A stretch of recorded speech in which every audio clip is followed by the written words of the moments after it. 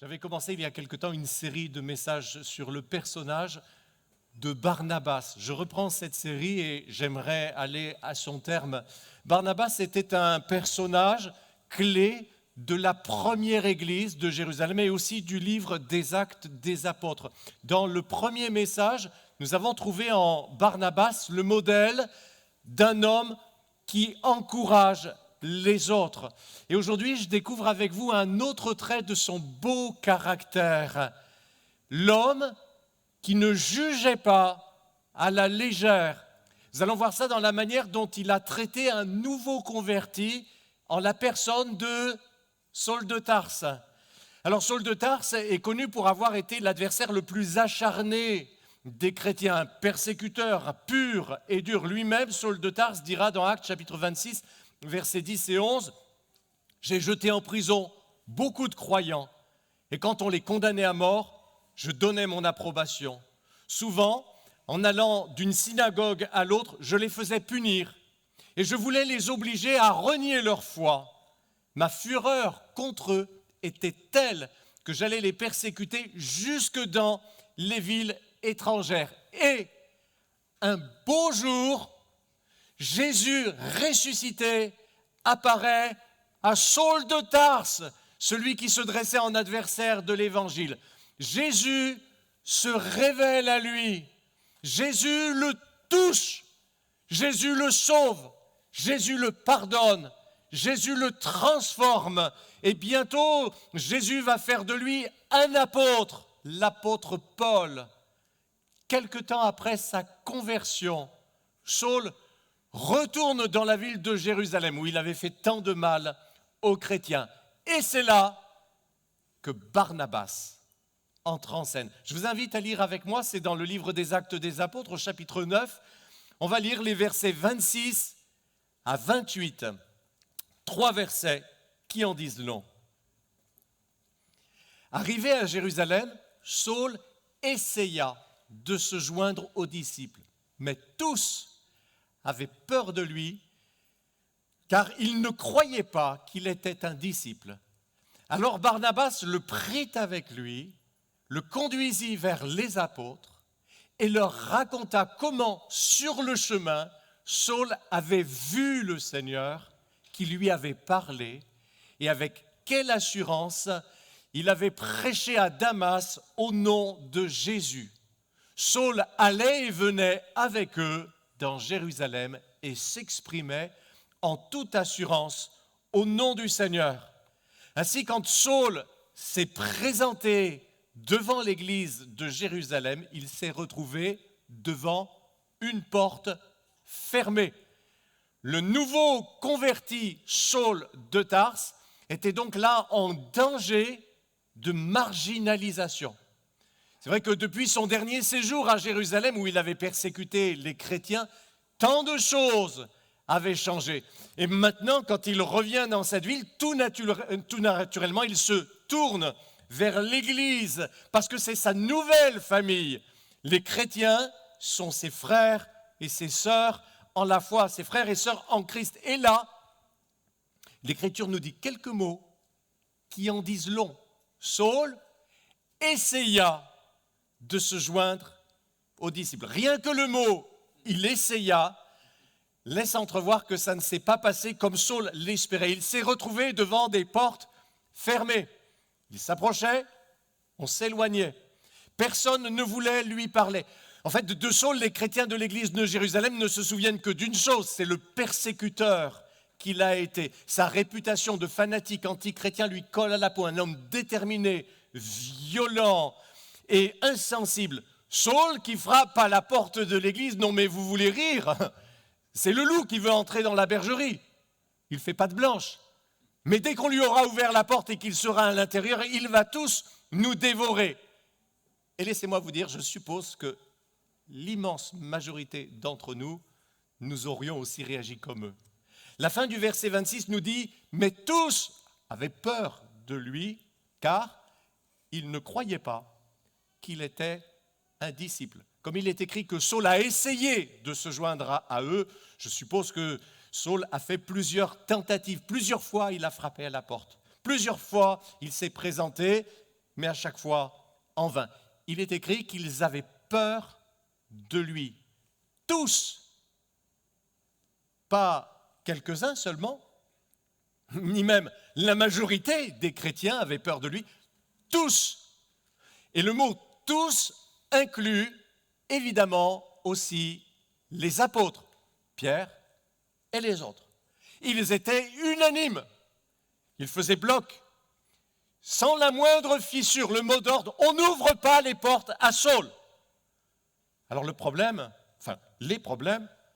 c'est que la marginalisation de Saul était la pire chose qui pouvait lui arriver en tant que nouveau converti, mais aussi c'était la pire chose qui pouvait arriver à l'œuvre de Dieu. Donc Saul est fragile, il vient juste de se donner au Seigneur. Il a beau avoir vu Jésus personnellement, c'est une toute jeune plante fragile. Et il peut se dire que s'il est rejeté par l'Église, c'est qu'il le mérite, c'est qu'il n'y a pas sa place. Ou alors, il pourrait se dire qu'il ne pourra jamais servir Dieu avec l'Église. Il est même en danger de perdre la foi. Pour l'Église aussi, la marginalisation de Saul, c'était une très, très mauvaise opération. Vous me direz pourquoi ?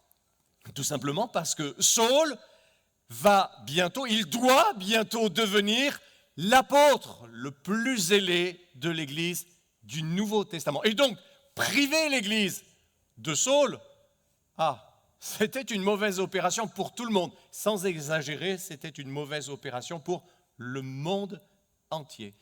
Et c'est là que M. Barnabas entre en scène et change la donne.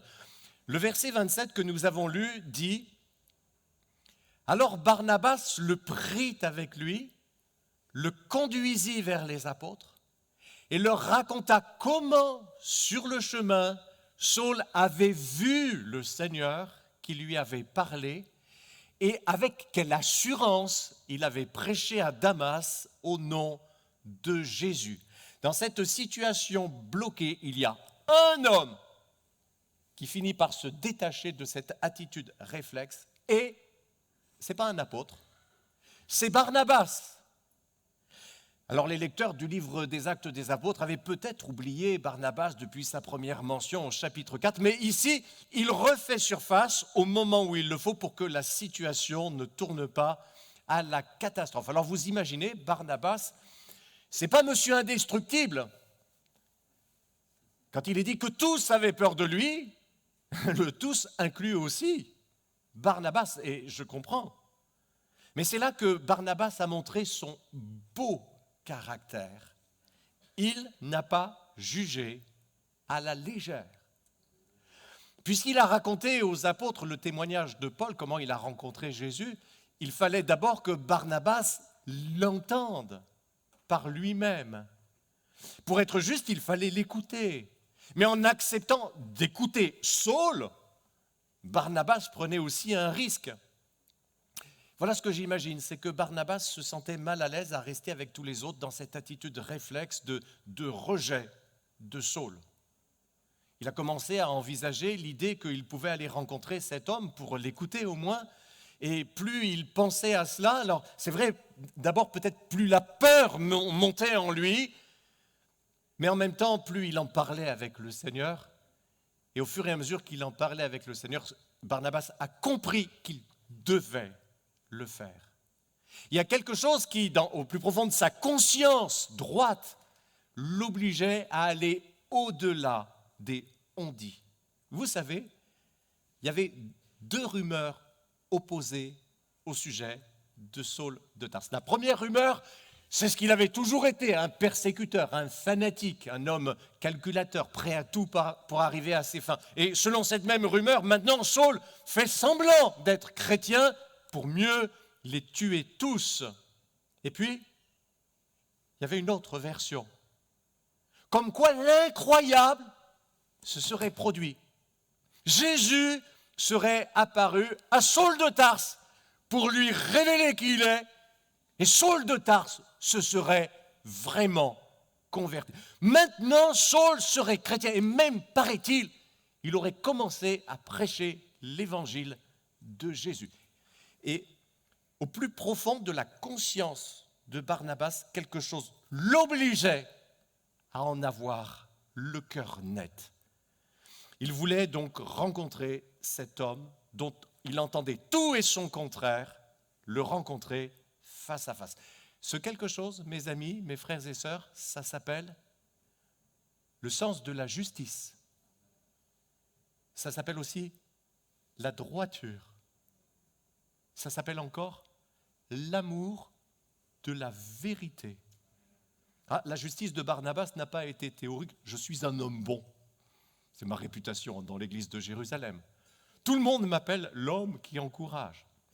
Vous savez, souvent, à nos yeux, nous, on est les gentils. Et c'est normal, c'est parce que c'est nous.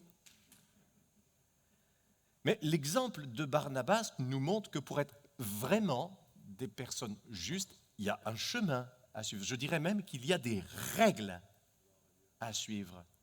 Et l'une de ces règles est de ne jamais juger sur des on-dit. C'est tout le problème des bruits qui courent. Tiens, à propos de bruits qui courent, vous savez, quand Saul de Tarse venait juste de se convertir, Dieu lui a envoyé un chrétien en la personne d'Ananias. Dieu a dit à Ananias, Ananias, va trouver Saul de Tarse et prie pour lui. Et Ananias a discuté avec le Seigneur. Mais Seigneur, répliqua Ananias, j'ai beaucoup entendu parler de cet homme. De plusieurs côtés, on m'a dit tout le mal qu'il a fait à ceux qui t'appartiennent à Jérusalem. Alors rassurez-vous, Ananias ne s'imagine pas qu'il va mettre Jésus au courant, bien sûr. Mais il discute franchement avec le Seigneur de ses craintes et de ce qu'il ne comprend pas. Il dit, Saul, mais Saul. Et là, je relève des mots qui sont sortis de la bouche d'Ananias quand il parlait avec Dieu, des mots d'Ananias qui nous parlent sur notre façon d'écouter les bruits qui courent. J'ai beaucoup entendu parler de cet homme, mais ça ne suffit pas. De plusieurs côtés, on m'a dit, et ça ne suffit toujours pas. J'ai entendu, on m'a dit, tout le mal qu'il a fait à ceux qui t'appartiennent, sauf que vous êtes en retard d'un bruit, parce que maintenant, Saul s'est converti.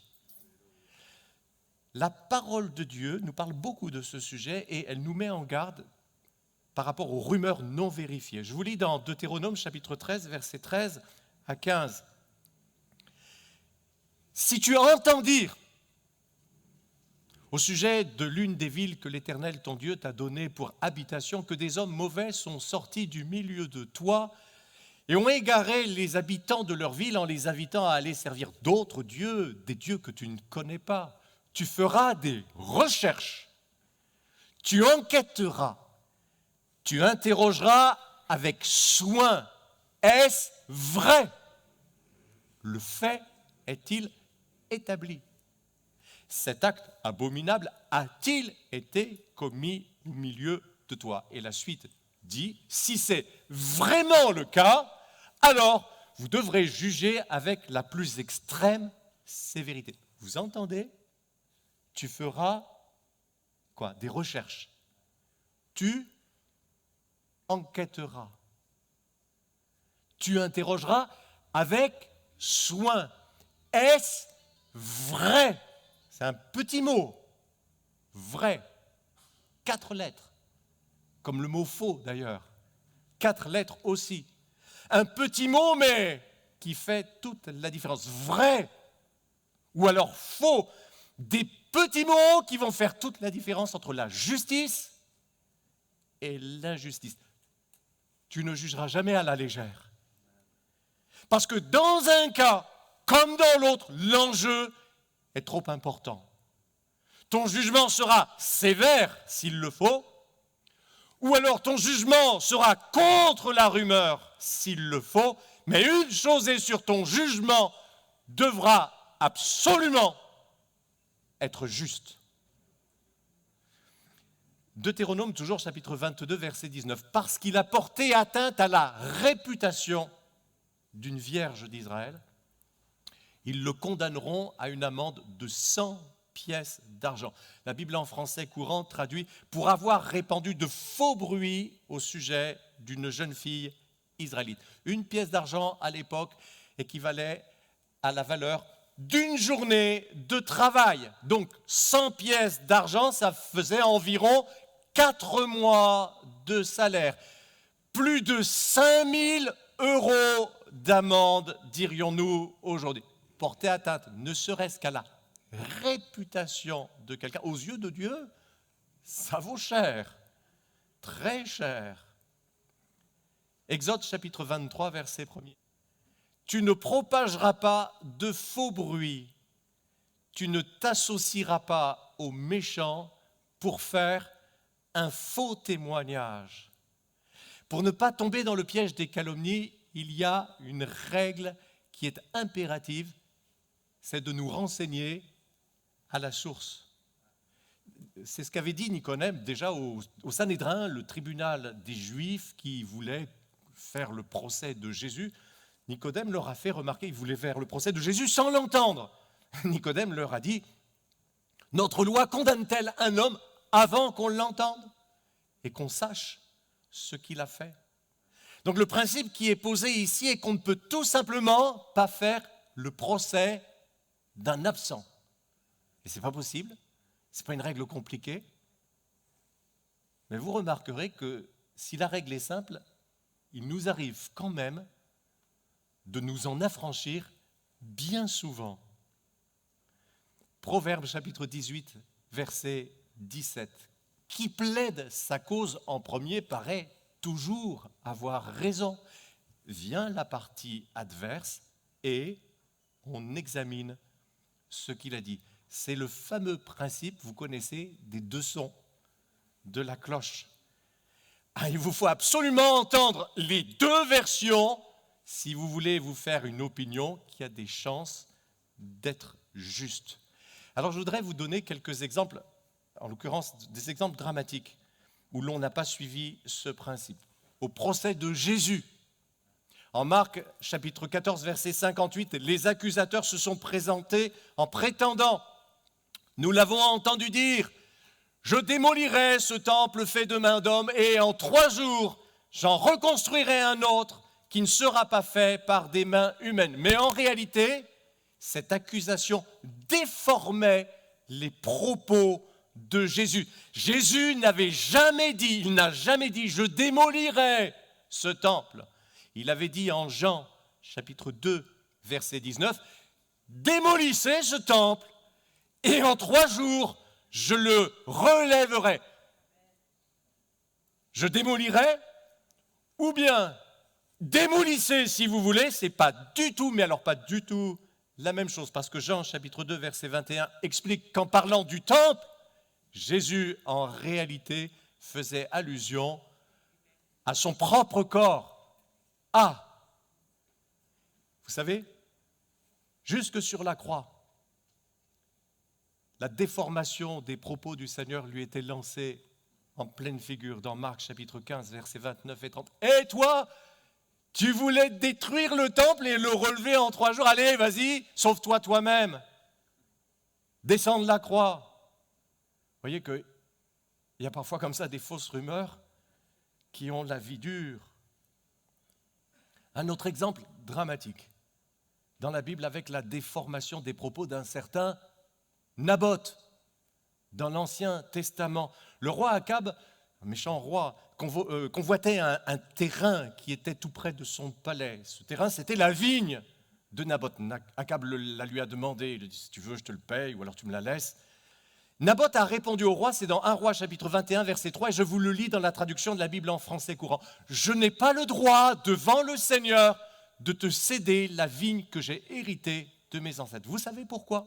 Je n'ai pas le droit devant le Seigneur. Parce que dans la loi de Moïse, les terres ne devaient pas passer d'une tribu à l'autre. Je n'ai pas le droit devant le Seigneur de te céder la vigne que j'ai héritée de mes ancêtres.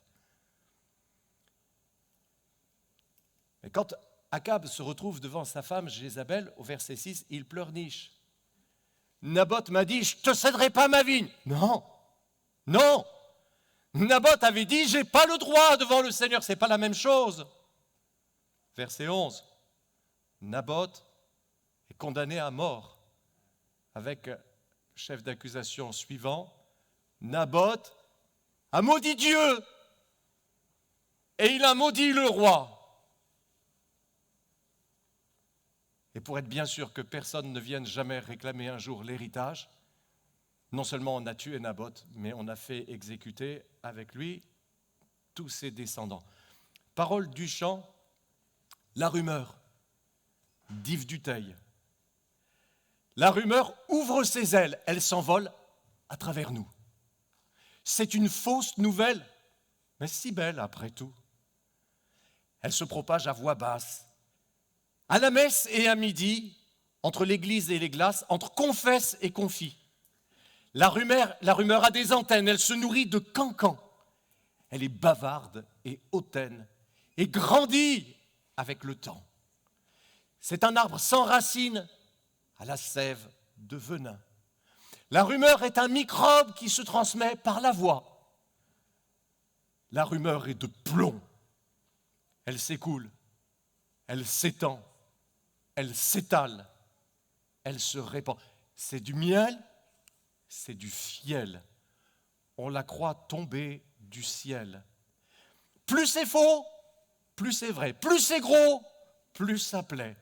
Calomnie, plus on nie, plus elle s'enfle, se réjouit. Elle peut tuer sans raison, sans coupable et sans prison, sans procès ni procession, sans fusil, sans munitions.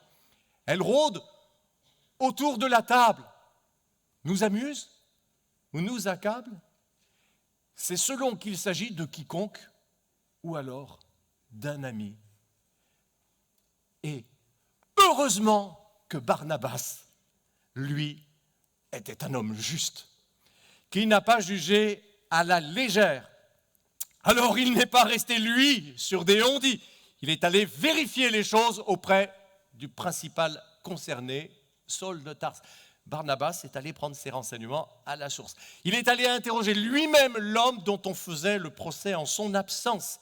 Et au fur et à mesure que Saul était en train de raconter son histoire, Barnabas, déjà il sentait à l'intérieur, mais il a su reconnaître le vrai du faux en lui-même. Je suis sûr, la joie montait en son cœur de ce que toutes les craintes au sujet d'une soi-disant manœuvre de Saul de Tarse étaient fausses. Et j'imagine que, alors qu'il entendait Saul de Tarse terminer son témoignage, déjà Barnabas s'imaginait en train de prendre Saul par la main, de le présenter aux apôtres et de leur montrer leur frère, Saul de Tarse. Et c'est ce qu'il a fait. Le verset 27 de notre lecture dit que Barnabas l'a pris avec lui. Il l'a pris sous son aile.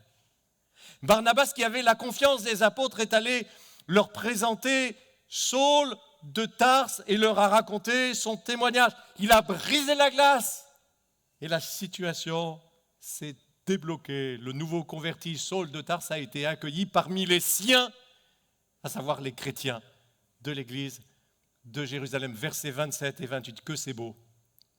Barnabas le prit avec lui, le conduisit vers les apôtres et leur raconta comment, sur le chemin, Saul avait vu le Seigneur qui lui avait parlé et avec quelle assurance il avait prêché à Damas au nom de Jésus.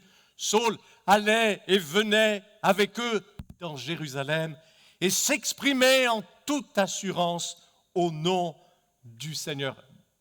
Dites-moi, ça valait quand même la peine d'entendre aussi la version de Saul de Tarse, n'est-ce pas? Sans la justice de Barnabas, le scénario aurait été complètement différent. Il serait resté devant une porte définitivement fermée. Barnabas, l'homme qui ne jugeait pas à la légère sur des on-dit ou même sur des réalités passées. L'homme qui a fait tomber les préjugés. Barnabas, l'homme par qui le scandale n'est pas arrivé. Les conséquences de la justice, de la rigueur, de l'amour de la vérité de Barnabas sont incalculables. D'abord, Saul a pu s'épanouir en tant que chrétien, mais au-delà, grâce à son intervention, l'Église s'est associée, l'apôtre qui, plus que tous les autres, a fait progresser dans le monde la cause de l'Évangile. Les historiens disent que Paul a changé la face du monde. En réalité, c'est Jésus à travers Paul. Mais ce que peu d'historiens savent, c'est qu'il n'y aurait jamais eu d'apôtre Paul si dans l'Église, il n'y avait pas eu un Barnabas. Un homme juste et droit comme vous et moi, nous pouvons l'être. C'est simple, hein? Le rôle clé d'un homme juste, d'une femme droite, c'est votre bienveillance. Comme Barnabas était un homme bienveillant, qui vous conduit à ne pas croire trop vite, comme ça, le mal qu'on vous raconte. Travaillez sur vos fondamentaux. Je parle de votre sens de la justice, votre amour de la vérité, votre respect de la vérité, votre droiture de cœur. Comme ça, vous ne tomberez jamais dans le piège de la condamnation d'innocents. Vous direz la vérité sans jamais vous faire l'écho des bruits qui courent, des rumeurs, des cancans. Vous resterez attaché à celui dont l'amour ne soupçonne pas le mal. Et de la même manière, s'il le faut un jour, pour le même amour de la vérité et de la justice, vous saurez prendre position contre le mal réel pour défendre les victimes si c'est votre rôle de le faire. Bon, je ne sais pas si un jour vous aurez l'occasion comme ça de blanchir la réputation d'un futur apôtre, qui sait ? Ce que je sais, c'est que dans notre monde de mensonges, tous les jours, au travail, dans votre voisinage, dans votre école, il y a des personnes droites qui ne relaient pas les cancans, les calomnies. Des hommes et des femmes de vérité qui savent vérifier les informations à la source parce qu'ils ont trop peur d'être injustes. Chaque fois que vous serez un homme ou une femme de vérité, chaque fois que vous serez un homme ou une femme juste, celui ou celle qui démêle la vérité du mensonge, vous mettrez de la lumière dans plus d'un cœur et vous enlèverez une partie des ténèbres de ce monde, en attendant la venue de celui qui un jour viendra pour rétablir toutes choses. Gloire à son nom. Merci de nous avoir suivis sur notre chaîne YouTube. Vous avez aimé cette vidéo? Alors je vous invite à mettre un pouce bleu ainsi qu'à vous abonner. La vision de notre Église, c'est le salut en Jésus, car lui seul sauve. Alors si vous souhaitez en savoir plus, ou si vous avez des questions, contactez-nous par mail ou sur notre site www.eglisealana.fr. Pour assurer sa mission, l'Église fonctionne par la générosité de ses membres. Vous avez la possibilité de nous soutenir par vos dons en cliquant sur le lien qui se trouve dans la description de cette vidéo. À très bientôt et que Dieu vous bénisse.